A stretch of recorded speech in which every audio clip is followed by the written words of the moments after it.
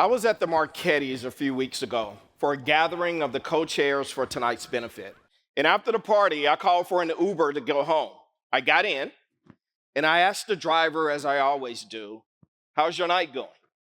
And there's only really two answers to that question: busy or slow. This time, he said it was slow. But the reason he gave wasn't one that I had ever heard before. It wasn't that tourism was down, or that rides were too expensive, or that people weren't going into the office for work.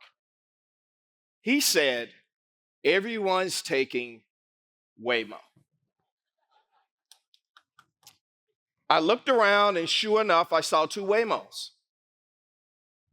He wasn't wrong. And I was struck with a familiar feeling. When things change, whether it's because of technology or a pandemic, people with the least pay the most. Usually, they're the first ones hit and typically hit the hardest.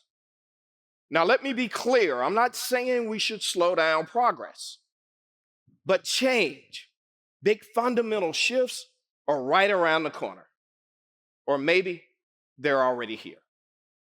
From AI to climate change, from political instability to market instability, things are in flux. Those of you sitting here tonight will play an outsized role in what the future looks like, from tech to finance to now even politics. This room also has an opportunity to have an outsized role in how the future will impact the 1 million people in our region, like my Uber driver, who are working full time and are still struggling to get by. There's a song I listen to when I need inspiration by Alicia Keys and DJ Khaled. And the hook goes, I just got back from where they said I couldn't get back from.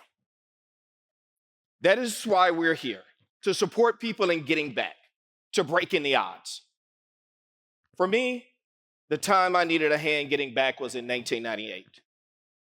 I had just gotten an amazing job at Larkin Street Youth Services, making $35,000 a year, more than double what I made at my previous job.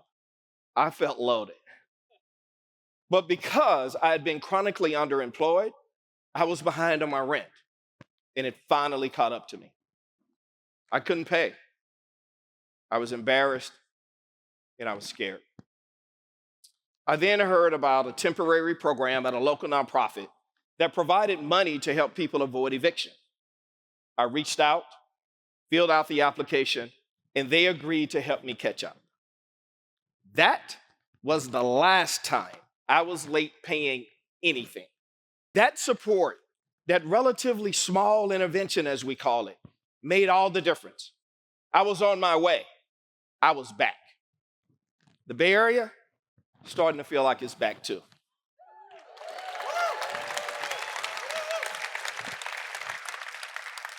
And there were plenty of people who said San Francisco was in a place that it couldn't get back from. We're not claiming victory, but because the Bay Area isn't fully back. But we'd be foolish not to acknowledge that we finally got a little wins in ourselves.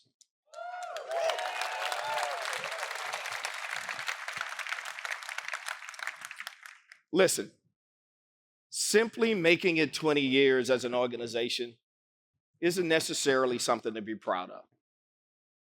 Yes, we've seen some stuff and made it to the other side. Great Recession, COVID, doom loop. But surviving, especially as a nonprofit, isn't the goal. Our goal is to make a measurable difference, to use our experience to work with intention and urgency to defeat poverty. Today, Tipping Point is in a position to accelerate our impact like never before. Let me give you a quick example. Last month, we launched a bold $11 million initiative to address family homelessness. We talk a lot about the need for philanthropy to test ideas that government will scale. But this time, we don't have to push and pull government to fund what works. We have government at the table from day one. And they have committed And we have a commitment that if we can prove something works, San Francisco will invest. We will never be a part of government, but our ability to influence, to punch above our weight, to leverage your investment has never been stronger. The word galvanized, the theme of the evening, is personal for me. It has multiple meanings. The first, the technical definition, is to dip metal into zinc to give it extra strength. The second is to take action. My dad represented both of those things to me as a kid. He was one of the first black men in Indianola, Mississippi to own a business, literally putting galvanized roofs on people's homes.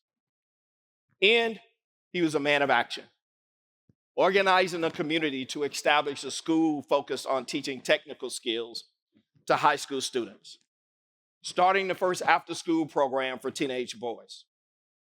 In understanding the importance of bringing people together, he helped organize the inaugural free B.B. King concert in the park.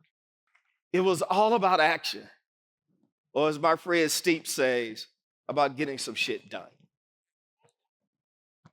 Strength and action, they've also been a part of Tipping Point's bones since day one.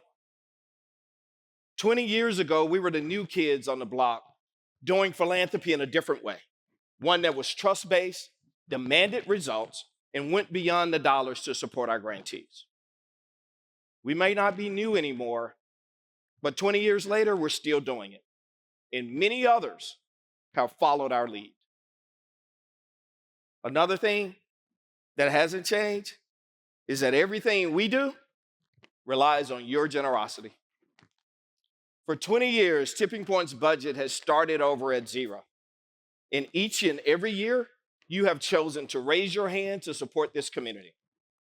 It's a community that will provide a new opportunity for my Uber driver as the tides around him shift. A community that will continue to invest in leaders like Elena and Omar. In a community that will allow a story like Charvette's to inspire you to keep fighting. We are galvanized and we are ready.